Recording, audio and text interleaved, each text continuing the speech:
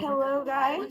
This is my informative speech. I have my audience in here. This is my co-workers. There you go. Hi. Here's a lot of audience because they know that I took a long time to finish this informative speech about time management. First and foremost, um, let me set the timer because I have a timer. Where are you doing it up there?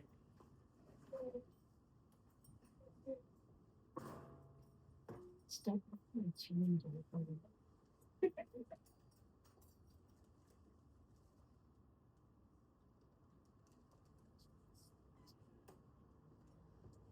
What got me to want to talk about time management? It was that I have always been late. Since I remember, I was late to my graduation. For example, my high school graduation, I was late with no gas, and I graduated as a COVID. So my graduation was drive-through. So this is why I wanted to do my informative speech about time management to gain those skills and understand a little bit more about just the information about like what other people have in the data. This is not persuasive speech. This is an informative speech. That means that I don't have a say of how I feel about this information. Okay. Um, it's time for my speech. This is an informative speech about time, and this is the time. Now you're late.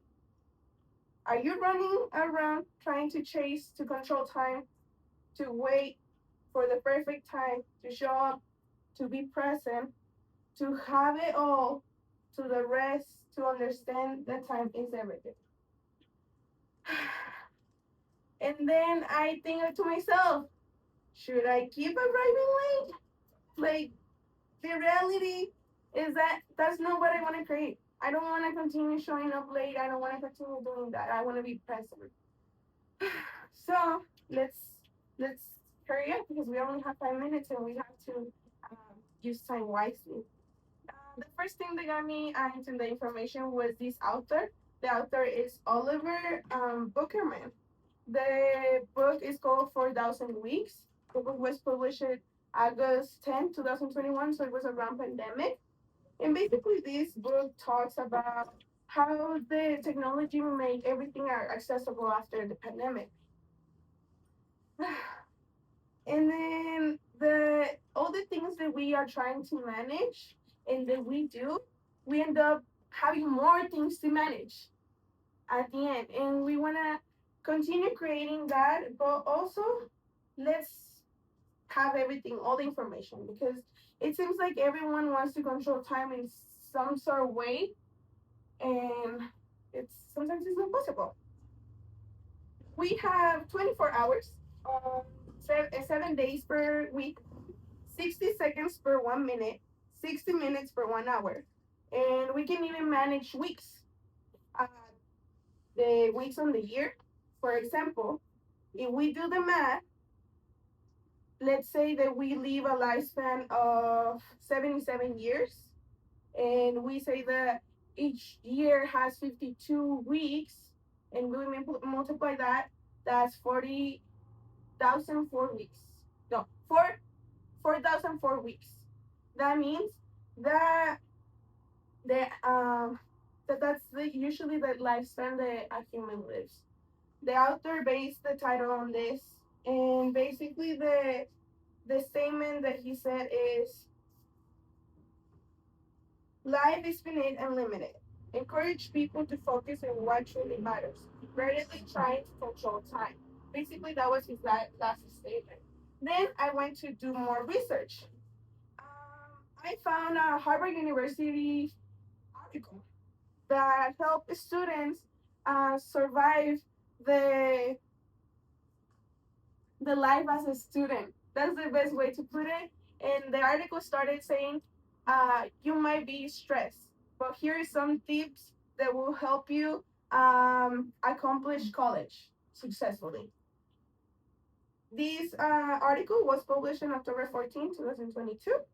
And the title, exact title, is Time Management Tips for Students recommending and basically it's recommending set reminders, build personal schedules, get yourself a planner, schedule your day by hour, take notes of things, prioritize starting with deadlines, make time for yourself, sleep, use all the support and resources, and be realistic and flexible.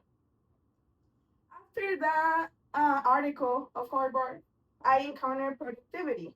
Isn't about time management. It's about attention management. The New York Times. This article was written by Adam Grant, March 28th, the year 2019. And basically, the article states the productivity and creativity demand opposite attention management strategies of distraction thoughts out. So basically, this article is saying that there is two types of people and two types of states when the people are.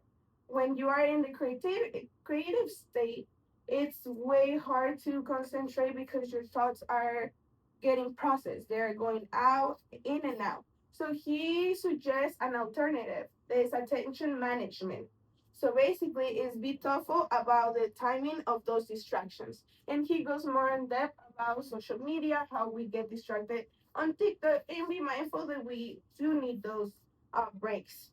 Don't analyze how you spend your time. He ends up with that. Well, pay attention to why you consume your attention. And then his last thought is, I'm pretty sure there is an A habit of highly effective people. They don't spend all their time regarding about 7 habits of highly effective people. Then there's two um, PhD professors that I follow about time management. The first one is Benjamin Hardy, that he wrote the book 10 Times Rule. The principle of, the principle of this book is try 10 times harder than what you are shooting for.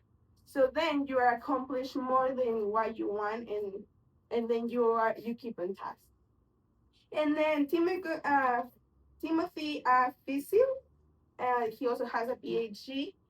I read his work, and basically he says that oh, he gives three advices, and it's overestimate the time, a schedule for reality, and overcoming procrastination. And then lastly, I want to give you with I want to give you two quotes. One is from Sigmund Freud that says, "One day, in retrospect, the years of struggle will strike you as the most beautiful." And Albert Einstein says, "The distinction between the past, present, and future is only a stubbornly persistent illusion." So basically, Freud says that we survive, we reflect, and eventually we honor. And Einstein says, challenge um, the very structure of time itself, pushing us to rethink what it means to be late or what it means to be on time. Thank you. Eh,